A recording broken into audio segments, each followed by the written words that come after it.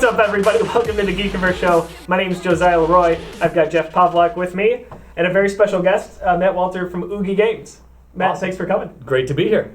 He's the COO, and we're all huge gamers at the Geekiverse, so we've been excited for a while to have you on. And I understand you're going to see Star Wars The Force Awakens after this, so we got to get you out of here. We can't go too long. Yeah, second time, so kind of double, have to... No spoilers.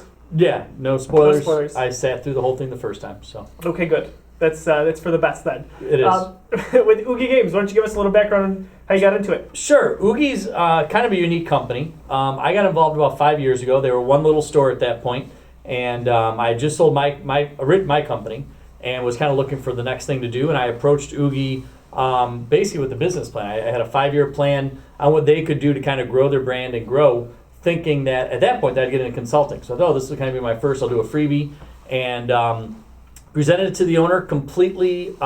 He didn't ask for it. It was completely blind, and instantly regretted it. Thought, what the heck am I doing? But he appreciated it, liked what I had, and basically said, come on board and help me do it. So 5 years later, we've opened up 6 more stores. I have stores all over the area now, and as well as a web store, and have grown, 1,000-something%, fastest growing companies in Western New York, and all that fun stuff. So yeah, it's been a fun 5 years. That's pretty amazing. I mean, so these stores are located in and around Buffalo, New York. Yep, we're all throughout Western New York. We try and be in Western New York. We're about 20 minutes apart. You literally can't drive for 20 minutes around Western New York without hitting an Oogie store. I'm fine with that. More game stores, the merrier. And we're kind of a unique game store. We like to say we're everything those big national guys are, plus a whole heck of a lot more. We're not retroists. We don't discriminate against retro games. So we have everything from ColecoVision and Atari, Nintendo, all the way up to the latest, greatest Xbox One, PS4 stuff. In addition to that, we also do repairs, which is huge. So kids drop their DS or PS4, the HDMI adapter on the back of PS4 breaks all the time for some reason. Mine is brutal. There you go. So we can fix it for you. Come see you soon. Yeah, we can fix it. And then last but not least, we have private party rooms. So you can rent out anything from bachelor parties to birthday parties, rent them out for private parties. That's amazing. You can talk gaming to me all day. Anything about it, love it. Jeff's the same way. Awesome. I know we both super appreciate that you guys do the retro stuff because you're right. National companies and national game stores, they usually don't. And some of them have circled around to it again, and maybe that's by the presence of maybe smaller companies just starting out in the last 5 to 6 years like you guys. So that might be a trend that's circling around again. Yeah, we kind of like it every time the big national guy that we won't say their name, but they have 6,000 locations based out of Texas. Every time they discontinue a system, Yep. Our sales spike. So it's awesome. Like, please, we can't wait for the discontinued Xbox 360 and PS3 because it'll do wonders for our sales. Oh my gosh. Huge consoles, massive libraries. You guys are going to see a huge spike when that happens. Yeah. It's kind of wild. We have a kind of a hub and spoke model at Oogie. So we have a home base, which has about a 2,000 square foot. So it's about twice, maybe 3 times the size of a typical store national store. That's just our warehouse. So that's filled to the rafters, 12-foot high ceilings with every system, every game. We literally have boxes full of like Atari games for our next door opening. PS2 games, we have 10, 15,000 PS2 games just in overstock. Not to mention every store has 2,000 or 3,000. So yeah, we're loaded to the gills, ready to satisfy the masses on the retro front. I'd say so. So with your with some of the older games like that, yep. And you said you have them kind of waiting in for your soon to be new stores. Mm-hmm. Do you guys get a lot of those on trade-in? Do you buy them? How does that work? Yeah, we do. Actually, our customers come to us, which is awesome. So it's funny, we're actually starting a new side to our business. I'll get to that in a second. But yeah, right now, our supply basically comes from our customers. So on a typical week, we'll take in so much product that about 90% of it goes back out to the stores, and there's 10% that's extra that we don't need in our stores, and that basically sits on the side and waits. What's really cool from a business perspective, which you didn't ask about, but I'll go into it anyways. You read my mind. Thank you. Is that what we're actually getting into now is we're being a distributor for other game shops around the country. Okay. So other mom and pop game shops, the problem is that, come February, March, you're going to get, every mom and pop game shop's going to get a ton of Maddens traded in from last year and that kind of stuff. So much so that they start turning them away. What we're saying is, no, we'll take them from you. take them in on trade, and we'll take all your overstock. And then when you need games, we'll send you the other, and we just kind of work a little bit of a back and forth trade going on. Makes sense. It's very cool. That is incredible. I love the side of the business, playing it and the numbers game. Well, I think the thought is that it's kind of tough when your competitor, I mean, our competitors, I'll name them. I mean, you have GameStop, obviously, but then you also have things like Best Buy and Walmart now and Amazon, all these guys. When you're going up against the big dogs, and there's a million of those little guys out there, if we can gang together, then we have a much better shot. So that's what we're shooting to do. Absolutely. Does Jeff talk, or is he he's a silent Bob? Oh, okay. I was going to say he was a mute, but I didn't realize that. I was just checking. I didn't want to assume anything. He's a host. He hogs the spotlight anyways. That's okay. But no, one thing I'm just curious to know, Yeah, like based so on your true. experiences with all your customers over the years, what do you think makes video games such an evergreen industry? I mean, you have these games from 10, 15 years ago that by comparison today are so outdated technologically, and yet people still adore them. What's the appeal, do you think, there? I think it's a couple of things. What we're seeing a huge surge in right now is people are tired of putting the game in. We just got a PS4 for the kids for Christmas this year. I held off. Just got it. And the first thing was we plugged it in, and it took like 2 hours to set up. You had to load the games. You had to enter all your stuff. It was a pain in the butt. It's the worst. It is. And there's something nice about plugging in a Genesis, throwing in Sonic, and just works. Yeah. And it's like, Genesis. hey, here we go. And in 3 minutes, I'm in the middle of the Green Hill Zone. I have to schedule time to play games, basically. I still have my 64 hooked up. Play it every Sunday with my brother. And that's, all the crews, yeah, exactly. No, and I think that's one of the big parts of it. It's wild. The average gamer right now is about 30 years old, 31 years old. And basically what happened is as kids they played, and then no one ever told them to stop. So they played all through college. They got out of college. And what's wild for us is we see guys coming in, especially N64. Yeah. GameCube is a big one, where they'll come in and be like, you know what? My mom wouldn't let me buy this game as a kid. I'm buying it now. Like, this is great. And instead of being $50, $60 now, it's $5. The revenge buy. Yeah. Well, and what's cool, I mean, even stuff like Atari. We'll sell Atari cartridges, $5 for $5, or $5 for, sometimes like $5 for $1. I think we just get them out the door. But you get guys coming in and they're just grabbing handfuls of this stuff. Yeah. I mean, it's so cool. So you're a gamer yourself, obviously. Yeah. You have to be, right, to get into this? Yeah. Well, I think it definitely helps. Yes. Yeah. It's if not, it's just a business. That's no fun. Not at all. Not at all. So You gotta love what you do. Absolutely. With regards to gaming, where do you lean? Where's your sweet spot? Is it been Nintendo over the years? Jeff tends to be a Nintendo guy. I love Xbox. I'm a PlayStation guy. So Okay. we Oh, run the all gamut. right. We got the family. We run the gamut. We got the gaming trinity. The triple threat. I can distinctly recall the first time I saw a PS1, and I remember sleeping overnight for my PS2 at Kmart. So yeah, I mean, I can literally recall every step along the way of the PlayStation. Never got into Xbox. Never got into 360. The weird controller, I'm just like, why is the pad up here? This makes no sense. So yeah, I always stuck with PlayStation. PS4, been loving it. Star Wars Battlefront is just an unbelievable game. Oh, you're making a really big friend over there just by saying that. I feel like I've known you my whole life. It's Star Wars Battlefront, and I know this isn't why I'm here, but Star Wars Battlefront, if you haven't played it, it's just an unbelievable game. It's a great single-player game. It's a great two people sitting on a couch together game. It's a great hopping online, playing with a whole bunch. It's just a great game all the way around. How do you compare it to the originals from 2005 era? Did you play those or get into those? Those? Yeah. Okay. I mean, there's definitely. I can recall. As a matter of fact, when I was flying by the AT-AT and had to launch my hook, and that brought back memories, because that was just so. It was much more of a rail shooter back then. Yeah. But no, I mean, just the fact that the worlds are so big, there's so much to explore. Graphically, obviously, you can't touch it. I mean, it just looks so good. I'll take it now. I mean, honestly, I went back and played some of that stuff, and it was fun. I'll take it now. Don't you think? I think I romanticize those sometimes. Like, I'll be like, oh my gosh, I'm gonna play that game and love it just as much, and I get it in there and I'm like, oh, that should have seen the past. Yeah, and it's funny because they not always though. Not always. No, not always. And I did that with Sonics. I went back recently and started playing the Sonics again. I was like, you know what? These hold up. Back when Sonic was, good. Yeah. No, yeah. No, you can't. Yeah. Unfortunately, kids now don't know how good Sonic was.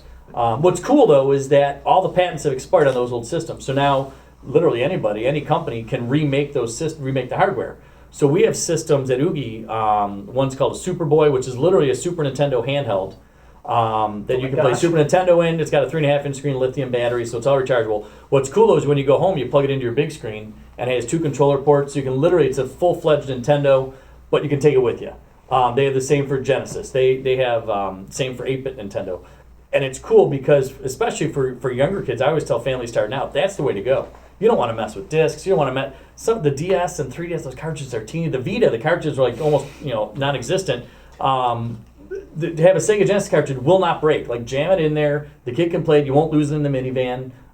That's a great way to get started gaming, and it requires a little bit of imagination, which isn't a bad thing either. Not at all. And you're right with those Vita cartridges, because my goodness, if you drop one, good luck finding it. It's like smaller than an SD card. Yeah, it's ridiculous. It's brutal. Those memory cards too. So on the business side a little bit, pulling back there with Oogie, obviously the gaming industry in the last generation, coming with PS4, with Xbox One, you faced the downloadable content generation, if you will. 360 and PS3 really kicked off, where it was kind of an add-on, where now a lot of the companies, and you even saw Microsoft try to make it really a thing. They did. Like almost mandatory, which probably scared a lot of people, but the backlash was just so insane that they're like, okay, we're going to wait another generation before inevitably, that comes back. And I think the backlash happened on two fronts. You had the backlash from the consumer, because originally Microsoft's console was all downloadable content. Yeah. And then when they finally said, oh, no, we're going to release it on disc, then they also said, well, the disc is locked to the system, so you can't trade it. Once it's on your system, you can't take it to a friend's house, you can't do anything else with it. And the backlash happened twofold. When it was a download-only system, the big national guys out there said, well, then we're not going to support you. Why would we? Right? I mean, why would I sell your system if I can't sell the games? Yeah. So they backed off, said the games, and then when there was no trade, the consumer spoke up and said, no, we want trade. And I think that's the one little bit of saving grace for the mom and pops and for the brick and mortar stores in general, is that when you download, and the dirty little secret, if Sony and Microsoft really wanted to excel, they would charge $10-15 less for download content, because they're excluding everyone else who makes a profit in it, and then people would actually download it more. Yeah. But right now, I can buy, if you buy at Oogie, all of our games are $5 off, so you never pay $60 for a game, you pay $55. But we'll give you $45 for that game a week later, or $40 for that game a week later, depending on the game. So you get something back. The game sucks, or you beat it fast, you get something. You download it for $55-60, and you beat it in a week, and you're stuck. You delete it. Like, what a waste of $60.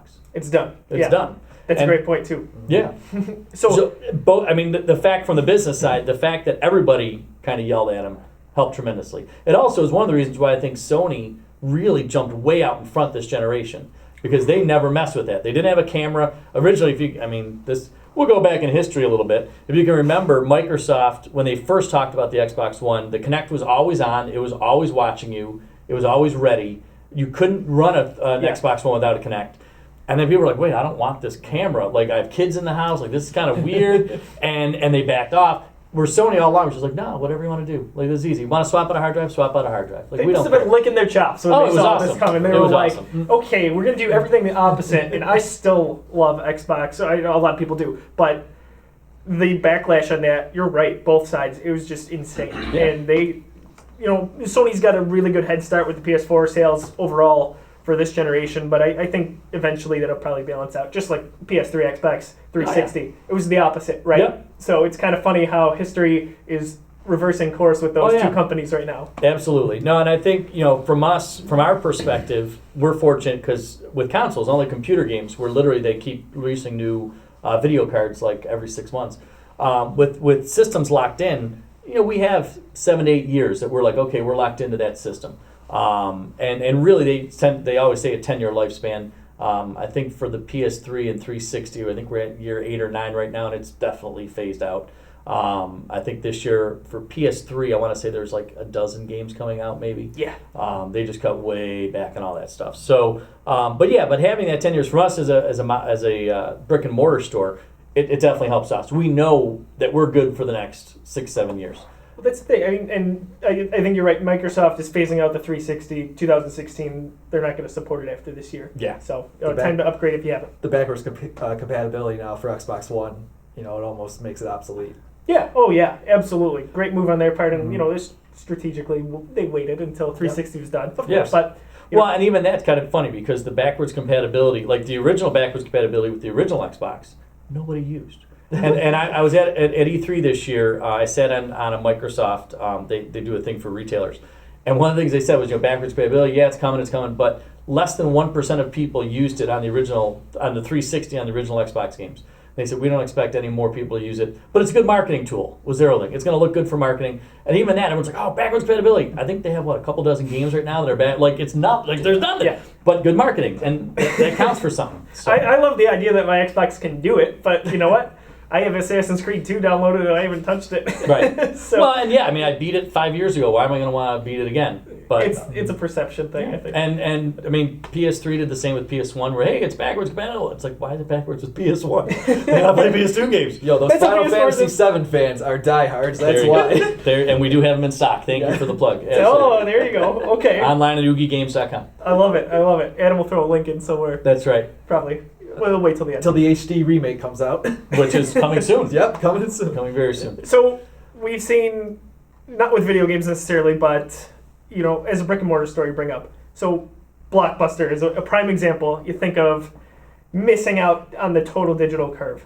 You guys do everything though. You go retro, you have DLC, or you can buy the cards and all that. Are you guys at all worried, or what is your thought on the ever-changing landscape here? You know, it's funny. I actually have a different perception of the Blockbuster thing. I talked to, when I was starting at Oogie Games 5 years ago, was when Blockbuster was tanking quick.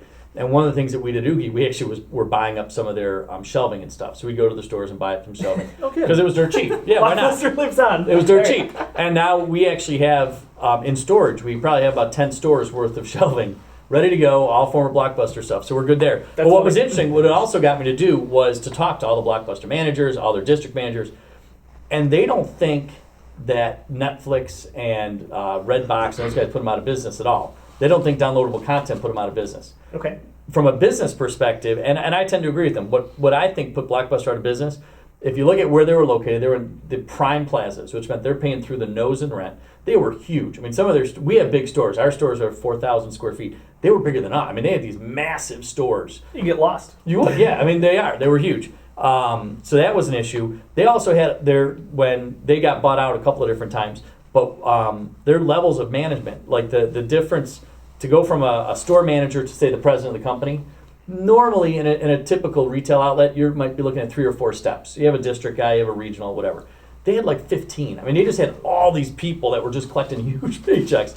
And on top of that, their managers, and I mean, I hate to say this, I know some of their managers who left made crazy good money.